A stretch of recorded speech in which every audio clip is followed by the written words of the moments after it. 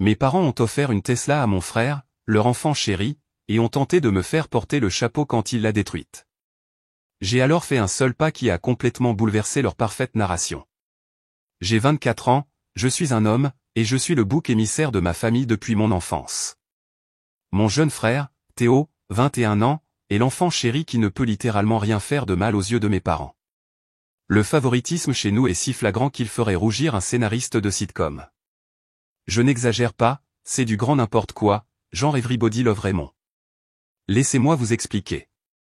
Depuis mes 18 ans, j'ai été forcé de payer un loyer de 400 € par mois pour vivre à la maison. Oui, vous avez bien lu, 400 balles pour vivre dans la même maison où j'ai grandi, dans une chambre qui n'a pas été rénovée depuis mes 12 ans. Pendant ce temps, mon frère vit entièrement sans loyer, mangeant la nourriture que j'aide à payer, utilisant les services publics que j'aide à couvrir, et agissant généralement comme s'il était le propriétaire des lieux. Quand j'ai enfin eu le courage de dénoncer cette absurdité évidente, mes parents m'ont sorti ce classique de notre maison, nos règles, le genre de truc que les parents utilisent quand ils savent qu'ils n'ont pas de vraie explication. Le 2 poids 2 mesures ne s'arrête pas là. Quand j'étais au lycée, je devais maintenir une moyenne de 3,8/4,0 tout en travaillant les week-ends dans une quincaillerie locale. Je n'avais pas le droit d'aller à des fêtes parce que je devais me concentrer sur mon avenir. Théo, ce gars, a à peine réussi ses cours, n'a jamais eu de travail pendant le lycée et avait le droit de faire la fête tous les week-ends parce qu'il socialise et doit profiter de sa jeunesse. Chacune de mes réussites recevait un bien, bon travail à moitié convaincu, tandis que Théo était félicité pour le moindre effort. J'ai travaillé plus de 40 heures par semaine dans ce job d'entreprise éreintant juste pour économiser assez pour m'échapper de ce trou. Mon plan était d'économiser suffisamment pour un appartement décent et le premier et dernier mois de loyer, mais chaque fois que j'étais sur le point d'avoir assez, une mystérieuse urgence familiale apparaissait et devinez qui était censé aider.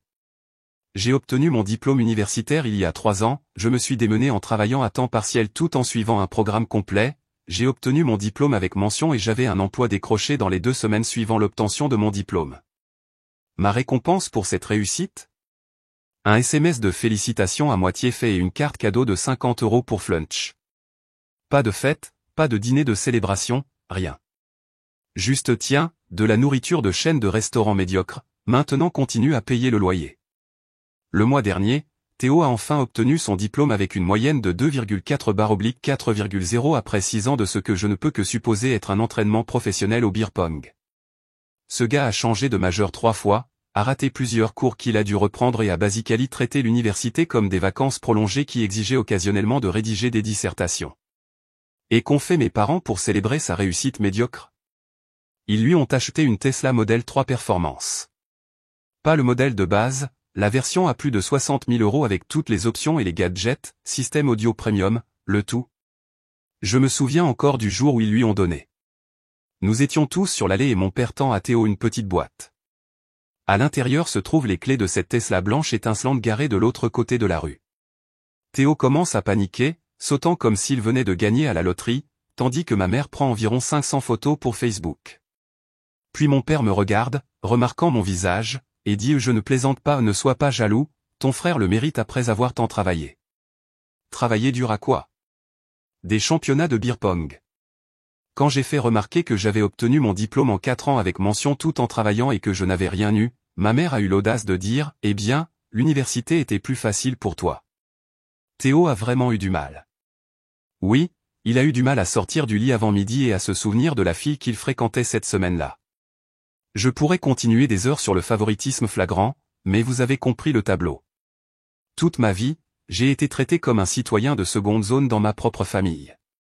À partir du moment où Théo a eu cette Tesla, c'est devenu toute sa personnalité. Je ne plaisante même pas, le gars ne pouvait pas passer 5 minutes sans mentionner sa bagnole ou poster des stories Instagram du tableau de bord.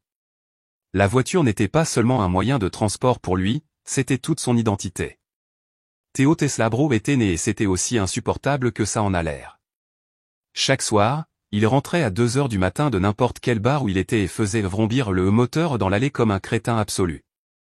Oui, je sais, les Tesla n'ont pas vraiment de moteur à faire vrombir, mais cet idiot écrasait l'accélérateur d'avant en arrière dans notre allée, faisant ce bruit de bourdonnement électrique à plein volume.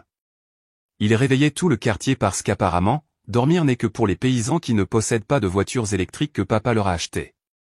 Le gamin conduisait comme s'il auditionnait pour Fast and Furious en mode électrique déchaîné, il filait à toute vitesse dans les rues résidentielles où jouent les enfants, faisait des donuts sur les parkings de supermarchés et filmait ses TikTok où les gens font semblant de dormir pendant que leur Tesla est en pilote automatique. Chaque fois que je lui faisais remarquer que, juste peut-être, traiter les routes publiques comme sa piste de course personnelle n'était pas la meilleure idée, il se contentait de sourire et de me dire d'arrêter de gâcher l'ambiance. J'ai même regardé à plusieurs reprises alors qu'il conduisait en état d'ivresse. Ce n'était pas seulement être un con, c'était activement dangereux pour tout le monde autour de lui. Je lui ai proposé d'être son Sam à plusieurs reprises ou de lui appeler un Uber, mais non, la voiture se conduit pratiquement toute seule, mec. Oui, sauf que l'autopilote ne fait pas disparaître magiquement l'effet de l'alcool sur votre jugement ou votre temps de réaction. Ses amis n'étaient pas meilleurs, ils s'entassaient dans la Tesla, généralement 4 ou 5, tous aussi défoncés, et partaient faire des virées de plaisir leurs mots, pas les miens. Je les ai tous avertis plusieurs fois que quelque chose de grave allait arriver. J'ai aussi averti mes parents. Ils m'ont tous dit de me mêler de mes affaires. Ma mère a même dit, et je cite directement, « Tu es juste jaloux, tu n'as pas d'amis qui veulent s'amuser avec toi. » Oui maman, je suis super jaloux de ne pas avoir d'amis qui veulent mourir dans un accident de voiture en feu ou tuer des innocents, tu m'as eu. Chaque jour qui passait, Théo devenait plus imprudent, les vidéos devenaient plus dangereuses, les vitesses augmentaient. Ce n'était pas une question de si quelque chose allait arriver, mais de quand. Et tout le monde, sauf moi, semblait complètement aveugle à ce qui s'en venait. Mais ensuite, l'inévitable est arrivé. Un jeudi soir, j'étais dans ma chambre à bosser quand j'ai entendu la porte de mes parents claquer vers 3 heures du matin. Il y a eu des chuchotements frénétiques dans le couloir, suivis par le démarrage de la voiture de mon père qui a filé à toute vitesse. J'ai trouvé ma mère en bas, l'air d'avoir vu un fantôme. Quand j'ai demandé ce qui se passait, elle a marmonné quelque chose comme « ton frère a eu un petit accident avec la Tesla et que mon père était parti le chercher ». Un petit accident, c'est le code familial pour un problème majeur qu'ils sont déjà en train de minimiser. Vers 4h30, j'ai entendu la voiture de mon père entrer dans l'allée. Je suis allé à la fenêtre du salon et l'ai vu traîner Théo jusqu'à l'entrée. Il pouvait à peine marcher, il manquait une chaussure et il avait ce qui ressemblait à du sang séché sur le front. Mon père le faisait taire frénétiquement tandis que Théo marmonnait et criait quelque chose comme « l'arbre est sorti de nulle part, mec ». Il s'avère que le Golden Boy a enroulé sa Tesla autour d'un arbre après avoir quitté un bar. Étonnant, n'est-ce pas? Qui aurait pu prévoir cet événement complètement imprévisible que j'avais averti tout le monde depuis des semaines? Par miracle, il n'a pas été gravement blessé, juste une coupure au front et probablement quelques ecchymoses dues à l'airbag. La Tesla, cependant, était presque une épave, avant fracassé, airbag déployé, pare-brise fissuré, le tout. Ils l'ont aidé à monter dans sa chambre comme s'il était un bambin qui avait veillé trop tard, au lieu d'un adulte qui venait de commettre un crime. Je n'ai eu le fin mot de l'histoire que le lendemain matin. Théo était au clou rouillé, s'était complètement saoulé avec ses amis tout aussi brillants, puis avait décidé que conduire était certainement une excellente idée. Ses amis, ces citoyens exemplaires, ont apparemment encouragé ce plan, l'un d'eux filmant même Théo en train de boire des shots puis de faire tournoyer sa clé de Tesla en disant « Voyons ce que cette bête peut vraiment faire ». Sur le chemin du retour, il a pris un virage beaucoup trop vite, a perdu le contrôle, a sauté le trottoir et a percuté de plein fouet l'énorme chaîne d'un pauvre propriétaire. Mon père est arrivé avant que la police ne se pointe. Selon l'appel téléphonique chuchoté de ma mère à ma tante que j'ai écouté, mon père s'en est occupé avec les propriétaires. Aucune idée de ce qu'il leur a promis, mais connaissant mon père, ça n'a pas été donné. Il leur a probablement fait un chèque sur le champ pour qu'ils oublient toute l'affaire. Le vrai mystère était comment il les avait convaincus de ne pas poursuivre avec la police. Ils ont fait remorquer la Tesla jusqu'à notre garage où elle trônait comme un gigantesque doigt d'honneur métallique. L'avant était complètement enfoncé, le capot froissé comme un accordéon. Les 2 airbags s'étaient déployés, laissant partout cette étrange poudre résiduelle à l'intérieur. Le pare-brise était une toile d'araignée de fissure et l'une des roues avant était tordue à un angle qui n'était certainement pas conforme à l'usine. C'était un presse-papier de 60 000 € maintenant. La porte du garage est restée fermée. 2 jours après l'accident, mes parents ont convoqué une réunion de famille dans le salon.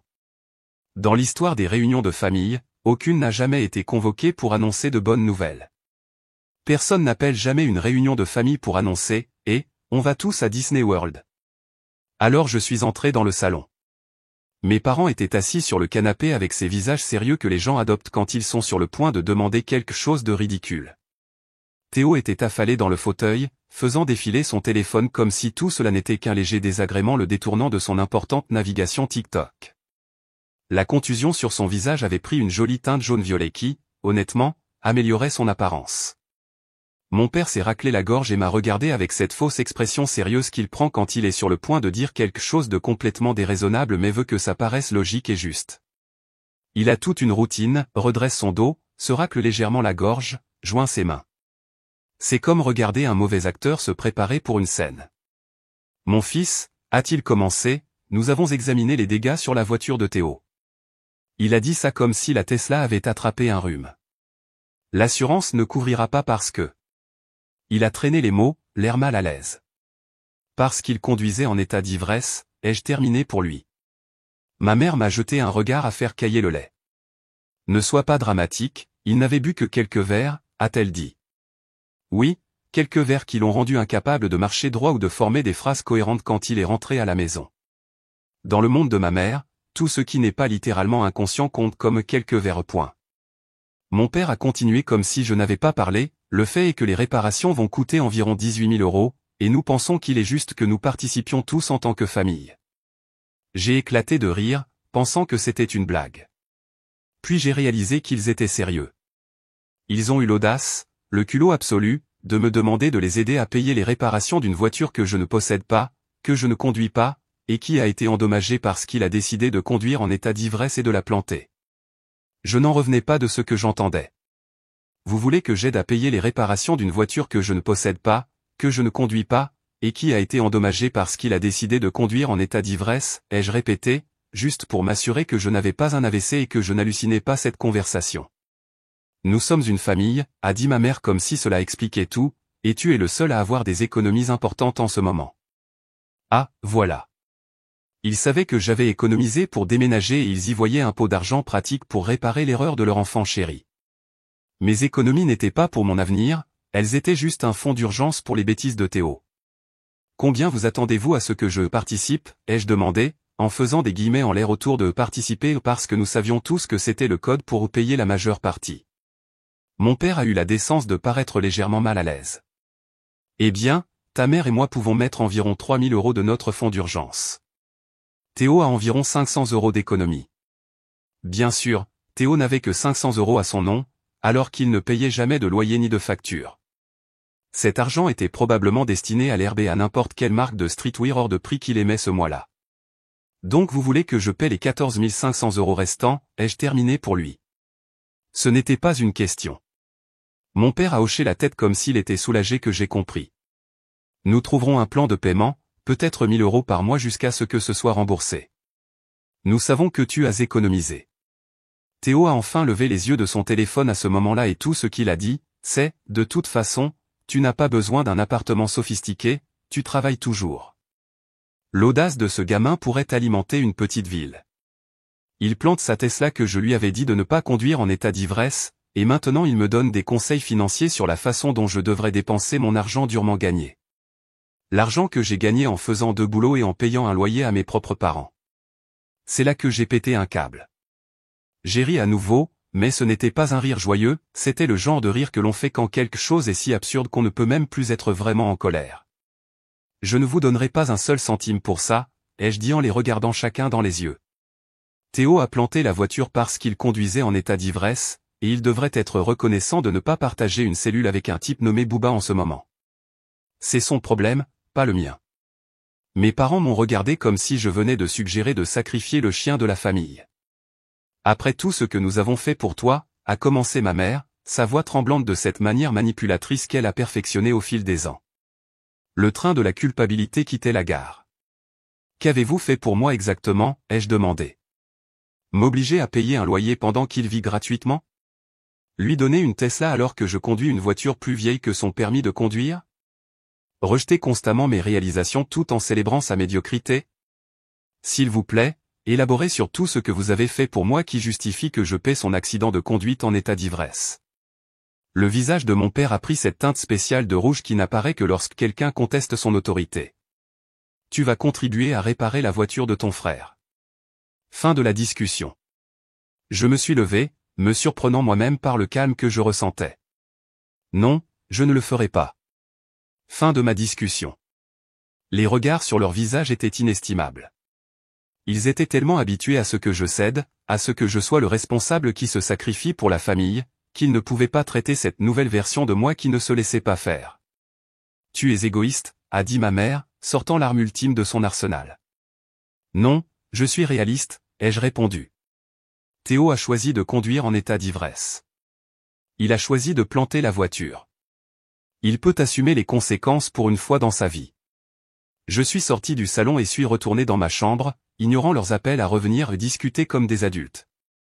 L'ironie de leur désir soudain d'une discussion d'adultes ne m'a pas échappé. En fermant la porte de ma chambre, j'ai entendu Théo demander « Alors, ça veut dire que ma voiture ne sera pas réparée ?» Toujours concentré sur ses objectifs, ce gamin. Je n'avais aucune idée de ce qu'il ferait ensuite, mais je savais une chose avec certitude, ce n'était pas fini dans ma famille. Non n'est pas considéré comme une réponse complète chez nous, c'est juste une invitation à trouver des moyens plus créatifs d'obtenir ce qu'ils veulent.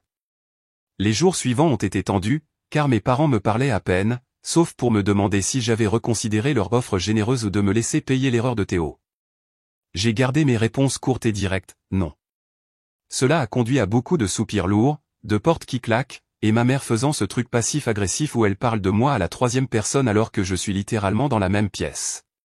Certaines personnes ne comprennent tout simplement pas la loyauté familiale, disait-elle à personne en particulier pendant que je prenais mon petit déjeuner à 1 mètre d'elle. Vraiment subtil, maman. Je les ai surpris à chuchoter plusieurs fois, regroupés autour de la table de cuisine avec des papiers étalés. Ils se taisaient quand j'entrais, jamais un bon signe dans ma famille. Chaque fois que les gens arrêtent de parler quand vous entrez dans une pièce, vous pouvez parier qu'ils parlent de vous, et pas dans le sens où on prépare sa fête surprise. Vendredi soir, je suis rentré du travail pour trouver mon père au téléphone avec quelqu'un de la compagnie d'assurance. Il utilisait sa voix professionnelle, celle qu'il utilise quand il essaie de convaincre les gens qu'il n'est pas un charlatan. J'ai saisi des phrases comme couverture tout risque et réclamation pour vandalisme avant qu'il ne me voie et ne prenne l'appel dans son bureau. Réclamation pour vandalisme, ça c'était nouveau. La dernière fois que j'ai vérifié, conduire en état d'ivresse dans un arbre n'était pas considéré comme du vandalisme, à moins que l'arbre ne porte plainte. J'ai supposé qu'il se raccrochait aux branches, essayant de trouver une faille pour que l'assurance paie. Bonne chance avec ça, les compagnies d'assurance emploient des départements entiers de personnes dont le seul travail est de trouver des raisons de ne pas payer les sinistres. Mais peu importe, ce n'est pas mon cirque, pas mes singes. Samedi matin a commencé par un bruit, littéralement. J'ai été réveillé en sursaut vers 7 heures du matin par ce qui ressemblait à quelqu'un qui martelait une poubelle en métal. Je suis sorti du lit et j'ai regardé par ma fenêtre, qui donne sur notre allée, mais je n'ai rien vu d'inhabituel. Le bruit avait cessé, alors j'ai pensé que c'était juste les éboueurs qui étaient particulièrement agressifs et je suis retourné me coucher. Environ 1 heure plus tard, tout s'est déchaîné. Je me suis réveillé en entendant des cris venant du garage. J'ai enfilé un survêtement et suis descendu pour trouver Théo debout dans le garage ouvert, mes parents derrière lui, tous les 3 fixant la Tesla. La voiture était encore plus démolie qu'avant, et je ne parle pas d'un peu plus endommagée. Je veux dire qu'elle avait l'air que Hulk avait une vendetta personnelle contre elle. Le pare-brise était complètement brisé, toutes les vitres étaient cassées et il y avait d'énormes bosses dans les portes et le capot. Les rétroviseurs pendaient par des fils et l'un des phares avait tout simplement disparu. C'était presque impressionnant à quel point elle était complètement détruite. Qu'est-ce qui s'est passé, ai-je demandé, sincèrement confus. La voiture était abîmée par l'accident, bien sûr, mais c'était un niveau de destruction supérieur. Théo s'est retourné, son visage rouge d'une rage qui semblait feinte. Comme si tu ne savais pas. C'est toi qui as fait ça. J'ai éclaté de rire. J'ai dormi toute la nuit, je n'ai pas touché à ta voiture. Mon père a brandi quelque chose, une batte de baseball de mes jours de lycée que je gardais dans mon placard comme souvenir de l'époque où je jouais. Alors pourquoi était-ce dans les buissons à l'extérieur, a demandé mon père, sa voix faisant ce truc de calme fin qui signifie qu'il est en fait super en colère. J'ai dit que je n'en avais aucune idée, mais ma mère m'a coupé. Ne nous mens pas. C'était ma batte, que je possédais depuis des années, mais je ne l'avais pas touchée depuis des mois. Elle était au fond de mon placard avec d'autres affaires de sport du lycée que je n'utilisais plus. Nous avons déjà appelé la compagnie d'assurance, a dit mon père, avec suffisance. Ils envoient un enquêteur lundi. Nous leur avons dit que quelqu'un avait vandalisé la voiture par jalousie. C'est là que j'ai compris. Théo avait dû prendre ma batte et endommager davantage sa Tesla déjà en ruine, puis planter la batte pour me piéger. L'assurance ne paierait pas pour l'accident de conduite en état d'ivresse, mais le vandalisme, ça pourrait être couvert. Et des points bonus pour se venger du grand frère qui ne paierait pas pour son erreur. Maintenant, ça avait du sens. J'ai regardé Théo et j'ai vu ce petit sourire qu'il essayait de cacher. Ce n'était pas juste lui qui était un gamin gâté, c'était une vraie malveillance. Il m'avait délibérément piégé, et mes parents étaient de mèche. « Vous allez sérieusement me piéger pour ça ?» ai-je demandé en regardant Théo droit dans les yeux. Il a souri. Qui croiront-ils, l'étudiant avec des appartous et un avenir brillant, ou le grand frère jaloux qui vit toujours à la maison et se plaint de tout? Mes parents se tenaient derrière lui, les bras croisés, un front uni contre moi. Ils avaient déjà choisi leur camp, comme toujours. Peu importait que ce qu'ils faisaient soit littéralement une fraude à l'assurance, un crime. Peu importait qu'ils soient prêts à me laisser prendre le blâme pour quelque chose que je n'avais pas fait. Tout ce qui comptait, c'était de protéger leur enfant chéri. C'est ridicule et vous le savez, ai-je dit, étonnamment calme compte tenu des circonstances. Je n'ai pas touché la voiture, j'ai dormi toute la nuit. Ma mère a ricané, nous t'avons entendu quitter ta chambre vers 2 heures du matin. La caméra de sécurité du voisin t'a probablement filmé aussi. Maintenant, ça, c'était intéressant. Nous n'avions pas de voisin avec des caméras de sécurité, du moins aucune qui couvrirait notre allée ou notre garage. Ils bluffaient, ce qui signifiait qu'ils savaient exactement ce qui s'était passé parce qu'ils avaient aidé à le planifier, ou du moins, ils savaient que Théo l'avait fait et le couvrait. Alors, laissez-moi bien comprendre, ai-je dit en croisant les bras.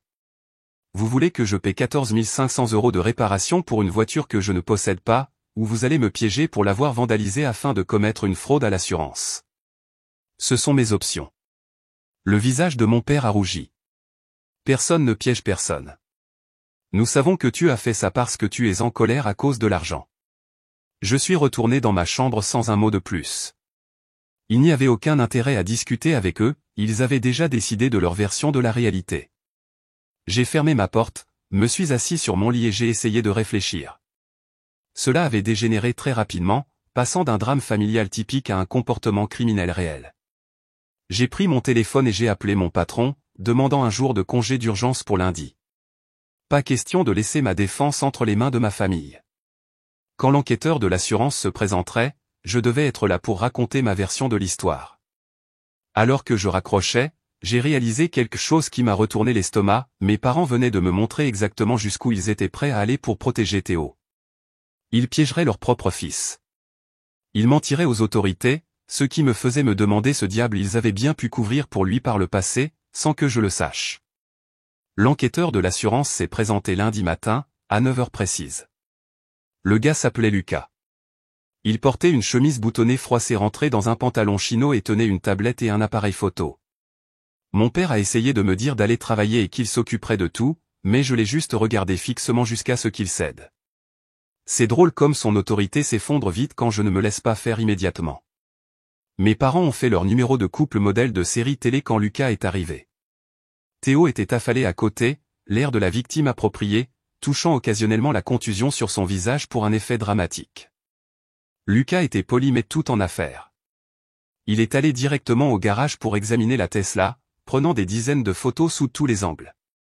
Il a passé beaucoup de temps à regarder les dégâts de l'avant par rapport aux nouveaux dégâts, ce qui m'a donné l'espoir qu'il remarquerait l'évidence, cette voiture avait subi 2 incidents très différents. Après avoir examiné la voiture, Lucas a demandé à parler à chacun de nous séparément. Mes parents sont passés en premier, ensemble. Ils sont restés là pendant environ 30 minutes. Puis Théo est passé pour son entretien, qui a duré peut-être 15 minutes. Je l'ai entendu élever la voix à un moment donné, probablement pour un effet dramatique. Quand ce fut mon tour, je me suis assis en face de Lucas à notre table de cuisine, où il avait installé son ordinateur portable et des papiers. Il m'a regardé et m'a dit qu'il avait quelques questions sur mes allées et venues le vendredi soir et le samedi matin tôt. Je lui ai dit la vérité, j'étais à la maison, au lit, endormi. J'étais rentré du travail vers 18 heures, j'avais fait un sandwich, joué à la Xbox et je m'étais couché vers 23 heures. Je n'ai pas quitté ma chambre avant d'entendre le tumulte dans le garage le lendemain matin. Lucas a hoché la tête, prenant des notes. Puis il m'a demandé sans détour si j'avais quelque chose à voir avec les dégâts de la Tesla. Non, ai-je dit en le regardant droit dans les yeux, et voici ce que vous devez savoir et qu'ils ne vous ont probablement pas dit, cette voiture était déjà considérablement endommagée avant ce soi-disant acte de vandalisme. Il a haussé les sourcils, la plus grande émotion qu'il ait montrée jusqu'à présent. J'ai tout expliqué, la Tesla était un cadeau pour Théo pour son diplôme médiocre, il la conduisait de manière imprudente depuis qu'il l'avait eue. J'ai parlé à Lucas de la conduite en état d'ivresse, des excès de vitesse, des vidéos TikTok. Puis j'en suis venu à l'accident, comment Théo l'avait enroulé autour d'un arbre en conduisant en état d'ivresse il y a environ une semaine, et comment mes parents avaient réussi à éviter l'implication de la police. Vérifiez les airbags, lui ai-je dit. Ils ont déjà été déployés lors de l'accident initial. Regardez les dégâts de l'avant par rapport aux nouveaux dégâts, c'est clairement différent. Les dégâts de l'avant proviennent d'un impact avec un arbre. Le reste vient pas de moi. Je lui ai également parlé de la tentative de mes parents de me faire payer 14 500 € de réparation, et comment le vandalisme s'était mystérieusement produit juste après mon refus. Lucas a tout noté sans montrer beaucoup de réaction. Puis il m'a surpris en demandant, a-t-il quelqu'un qui pourrait vérifier que vous étiez dans votre chambre toute la nuit? Non, ai-je admis. Je vis avec mes parents et Théo. Mais j'ai commandé une pizza vers 21h30 le vendredi, et je jouais à Xbox Live avec des amis jusqu'à environ 23h. Ils peuvent confirmer que j'étais en ligne. Il a hoché la tête et a pris plus de notes. Puis il m'a surpris en demandant, est-ce que l'un de vos voisins a des caméras de sécurité? Pas qui couvriraient notre garage ou notre allée, ai-je dit. Les Johnson, de l'autre côté de la rue, ont une caméra de sonnette, mais elle ne voit que leur Porsche. Il a écrit quelque chose, puis m'a regardé et a dit qu'il serait en contact avec la famille bientôt. Alors que nous retournions au salon, je sentais mes parents et Théo me transpercer du regard. Ils savaient que je n'avais pas suivi leur scénario. Après le départ de Lucas, tout s'est déchaîné. Mes parents ont perdu la tête. Comment oser dire la vérité à l'enquêteur, l'horreur. Ma mère a pleuré en disant que j'essayais de ruiner la vie de Théo pour une erreur, comme si la conduite en état d'ivresse et la fraude à l'assurance étaient au même niveau que d'oublier de sortir la poubelle. Mon père s'est approché de moi, pointant son doigt et me disant que j'avais intérêt à rappeler l'enquêteur et à arranger ça si je savais ce qui était bon pour moi. Théo s'est contenté de sourire du canapé, confiant que son plan fonctionnerait parce que ça avait toujours été le cas auparavant. L'enfant chéri gagne toujours, n'est-ce pas? Je suis allé dans ma chambre et j'ai fermé la porte à clé, ignorant leurs exigences de redescendre immédiatement. Pendant les 2 jours suivants, je suis allé travailler, suis rentré, suis allé directement dans ma chambre et fermé la porte à clé. J'ai commandé de la nourriture et ne suis sorti que lorsque je savais qu'il dormait. C'était comme vivre dans un pays étranger hostile où je ne parlais pas la langue et où tout le monde me détestait. Le mercredi après-midi, j'ai reçu un SMS d'un numéro inconnu, ici Lucas d'AXA Assurance. Pourriez-vous me rencontrer sur la rue principale à 16h aujourd'hui? J'ai quelques questions de suivi. J'ai répondu par SMS que je serais là. Je n'ai pas dit à ma famille où j'allais. J'ai juste quitté le travail et suis allé directement au Starbucks. Lucas était déjà là, assis à une table de coin avec son ordinateur portable et une pile de papier. Il m'a fait signe de m'asseoir. Je voulais vous parler loin de votre famille, a-t-il dit, sa voix basse. Nous avons découvert des incohérences dans la déclaration. Il s'est avéré que Lucas était plus minutieux que ma famille ne l'avait prévu. Il avait fait le tour du quartier à la recherche d'enregistrements de sécurité et avait trouvé quelque chose, les voisins d'Accent Grave Côté avaient installé un nouveau système de sécurité le mois dernier qui avait une caméra grand angle couvrant la majeure partie de la rue. Et devinez ce qu'elle a capturé à 2h13 du matin le samedi, Théo, clair comme le jour, prenant ma batte de baseball du coffre de ma voiture, où je gardais l'équipement sportif, et s'acharnant sur sa Tesla déjà endommagée. La vidéo le montrait brisant méthodiquement chaque vitre, enfonçant le capot et les portes, et même arrachant un des rétroviseurs. Lucas a glissé sa tablette sur la table pour me montrer la vidéo. Il y avait mon frère à 2h du matin, mettant en scène toute l'affaire. C'était tellement évident et franchement hilarant.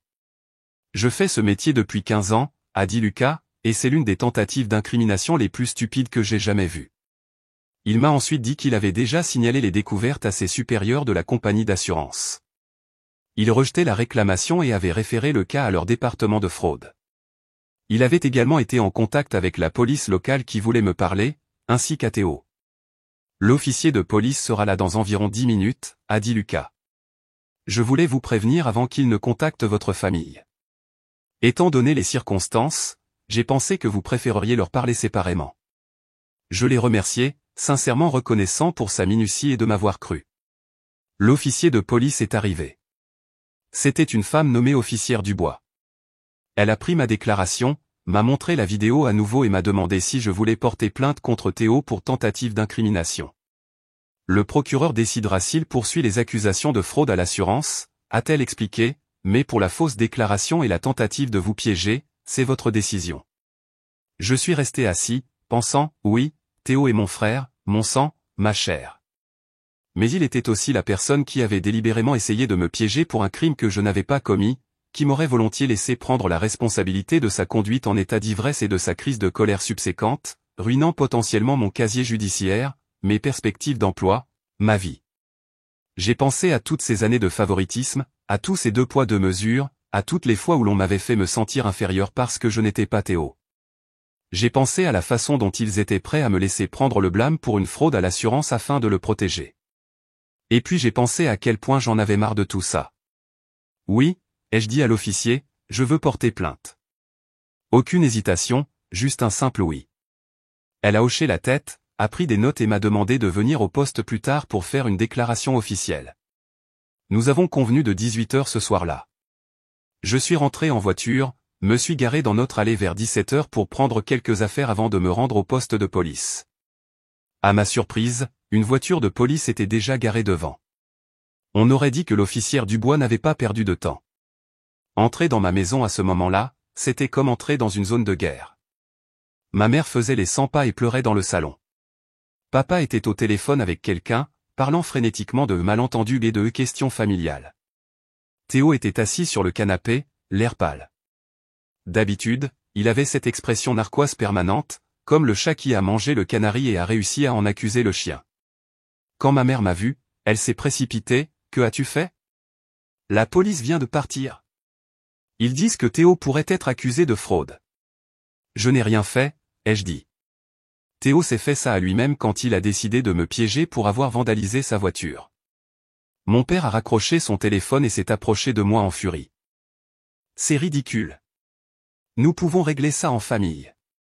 Tu dois les rappeler tout de suite et leur dire que tu ne veux pas porter plainte. Non, ai-je dit simplement. J'en ai marre de le couvrir. J'en ai marre d'être le bouc émissaire. Aucun de vous ne peut me forcer à retirer les accusations maintenant. La suite a été exactement le spectacle auquel on pouvait s'attendre, ma mère oscillait entre les pleurs et la tentative de me culpabiliser pour que je retire les accusations. Mon père passait des menaces aux offres de pots de vin. Soudain, il pouvait m'aider avec mon loyer pour un nouvel appartement et si seulement je faisais disparaître tout ça.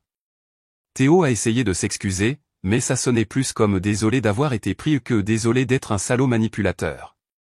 À 17h45, je suis monté à l'étage. Je savais que je ne voudrais pas revenir dans cette maison après avoir fait ma déclaration, alors j'ai préparé un sac de sport avec des vêtements, mon ordinateur portable et quelques documents importants. Quand je suis redescendu avec mon sac, mes parents ont eu l'air alarmés. « Où crois-tu que tu vas ?» a exigé mon père. « Je vais au poste de police pour faire ma déclaration et ensuite je vais rester chez un ami pendant un certain temps. » Ma mère a commencé à gémir plus fort, « Tu ne peux pas partir. Nous devons gérer ça en famille. » Nous avons cessé d'être une famille fonctionnelle il y a longtemps, ai-je répondu. Peut-être que nous ne l'avons jamais été. Mon père s'est placé devant la porte, bloquant ma sortie. Si tu franchis cette porte et que tu poursuis, ne reviens pas. Tu ne seras plus le bienvenu dans cette maison. Si tu fais ça à ton frère, tu choisis de détruire cette famille. Je l'ai regardé droit dans les yeux. Non, papa, je ne détruis pas la famille. Je refuse de laisser la famille me détruire davantage. Et si tu es vraiment prêt à me renier parce que je n'ai pas laissé cela arriver, ça me va. Je l'ai contourné et suis sorti par la porte. Il m'a appelé, quelque chose sur les enfants ingrats et la loyauté familiale, mais je n'ai pas regardé en arrière. Je suis monté dans ma voiture et j'ai roulé jusqu'au poste de police. Ma déclaration officielle a pris environ 1 heure. L'officier a expliqué ce qui se passerait ensuite. Théo serait accusé de dépôt de fausses déclarations, de tentatives de fraude à l'assurance et potentiellement d'accusations supplémentaires liées à l'accident initial de conduite en état d'ivresse qui n'avait jamais été correctement signalé. Cela pourrait devenir compliqué, m'a-t-elle averti, les affaires familiales le sont souvent. Êtes-vous sûr de vouloir continuer? J'ai hoché la tête. Je suis sûr. Quand j'ai quitté le poste de police, j'ai reçu un SMS de mon ami Christophe, ta chambre est prête, j'ai commandé à manger. Ne sois pas en retard, mec. Je l'avais appelé plus tôt pour voir si je pouvais dormir chez lui pendant quelques jours et, étant l'ami fidèle qu'il est, il n'a même pas posé de questions. Alors que je roulais vers l'appartement de Christophe, mon téléphone a explosé de SMS et d'appels de ma famille. J'ai éteint mon téléphone et j'ai continué à conduire. Pour la première fois depuis des années, peut-être même depuis toujours, j'ai senti que je me défendais enfin. Christophe m'attendait sur son Porsche quand je suis arrivé, 2 sodas à la main. Il n'a pas demandé de détails tout de suite, il m'a juste aidé avec mon sac et m'a dit, quoi que ce soit, on va s'en sortir. Et à ce moment-là, j'ai réalisé quelque chose d'important, c'était ça, la vraie famille. Pas l'obligation, pas la manipulation, pas la compétition constante, juste un soutien inconditionnel. Le genre que je n'avais jamais trouvé à la maison. Beaucoup de gens me demandent des nouvelles de la situation avec Théo Tesla Bro, alors voilà, cela fait 6 mois que j'ai quitté la maison de mes parents avec un sac de sport et une nouvelle colonne vertébrale.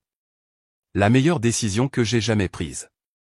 J'ai été hébergé chez Christophe pendant quelques semaines, puis j'ai trouvé mon propre appartement. Rien de luxueux, juste un appartement d'une chambre où personne ne me demande de résoudre leurs problèmes. L'affaire de Théo a avancé rapidement.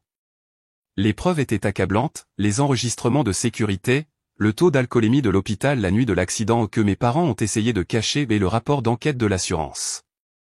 Il a finalement plaidé coupable à toutes les accusations et a écopé de 6 mois de prison en maison d'arrêt, 3 ans de mise à l'épreuve, une amende colossale et a perdu son permis pendant 5 ans. Mes parents n'ont pas été inculpés, mais ont été frappés de lourdes amendes pour leur rôle dans la fraude à l'assurance. Entre les frais de justice, les amendes et les paiements toujours dus pour une Tesla en épave, ils sont pratiquement ruinés. Quant à moi, j'ai obtenu une promotion au travail incroyable, ce qu'on peut accomplir quand on ne gère pas constamment un drame familial et je suis des cours du soir pour un MBA. La vie est plutôt bonne maintenant. Pour la mise à jour que vous attendiez tous, le mois dernier, les SMS et les appels ont recommencé à arriver. D'abord de ma mère, puis de mon père, et enfin même Théo, utilisant le temps de téléphone autorisé par la prison. Ils avaient tous le même message, juste livré différemment, ils ont besoin d'argent. Maman a opté pour l'approche classique de la culpabilité, nous sommes sur le point de perdre la maison après tout ce que nous avons fait pour toi, comment peux-tu nous abandonner maintenant? Papa a essayé son intimidation habituelle, tu dois à cette famille, prends tes responsabilités et aide-nous. Théo a d'abord présenté des excuses, disant que la prison l'avait changé et qu'il voit les choses différemment maintenant, avant de demander de l'argent pour la cantine. Vous savez ce qui était vraiment drôle? La semaine dernière, mes parents se sont présentés à mon appartement sans prévenir. Aucune idée de comment ils ont obtenu mon adresse, probablement par un ami de la famille. Les voilà, debout devant ma porte, l'air vraiment pathétique. Tous les deux avaient ce regard désespéré. Ils avaient tout un discours préparé, ils vendaient la maison mais avaient besoin d'argent pour la transition, les comptes bancaires étaient gelés, papa avait perdu son emploi après le scandale, l'anxiété de maman s'aggravait. Ne voudrais-tu pas aider ta famille en ces temps difficiles? J'ai écouté tout cela sans interrompre, les regardant raconter leur histoire larmoyante avec leurs performances dramatiques. Quand ils ont enfin terminé, je les ai juste fixés pendant 10 bonnes secondes avant de demander, désolé, j'ai dû rater quelque chose dans votre petite présentation. Pourriez-vous me rappeler quelle partie de tenter de me piéger vous donne droit à mon soutien financier? Le visage de ma mère s'est froissé comme si elle avait été giflée. Mon père est resté là, sans voix, pour une fois dans leur vie. Il n'avait pas de script prêt. Les rôles étaient inversés, et il n'avait clairement aucune idée de comment jouer le rôle de personne qui n'était pas en contrôle. Ils n'étaient plus dans leur maison où ils faisaient toutes les règles. Ils étaient à ma porte et je tenais toutes les cartes. Je leur ai dit que j'y réfléchirais et j'ai fermé la porte. J'y ai réfléchi pendant environ 5 secondes avant d'envoyer un SMS, la réponse est non. Ne me contactez plus. Mon père a répondu avec des menaces, ma mère avec de la manipulation émotionnelle, Théo avec des promesses de changer. J'ai bloqué tous leurs numéros. Certaines personnes pourraient penser que c'est dur. Peut-être que oui. Mais après 24 ans à être le bouc émissaire, je me place enfin en premier. Ce sont des adultes qui ont fait leur choix, tout comme je fais les miens maintenant. Pour ceux qui se posent des questions sur les poursuites contre mes parents aussi, le procureur a décidé qu'il n'y avait pas assez de preuves pour prouver qu'ils étaient au courant du plan de Théo à l'avance. Personnellement, je pense qu'ils le savaient, mais peu importe. Les conséquences financières auxquelles ils sont confrontés maintenant sont probablement pires que ce que les tribunaux auraient fait de toute façon. Deuxième édition, à quelques personnes qui me contactent en privé en disant « Mais ce sont toujours ta famille. » Oh, s'il vous plaît. Être lié par le sang ne donne pas le droit de vous piéger pour des crimes. Ce n'est pas comme ça que la famille fonctionne. C'est comme ça que les gangs de prison fonctionnent.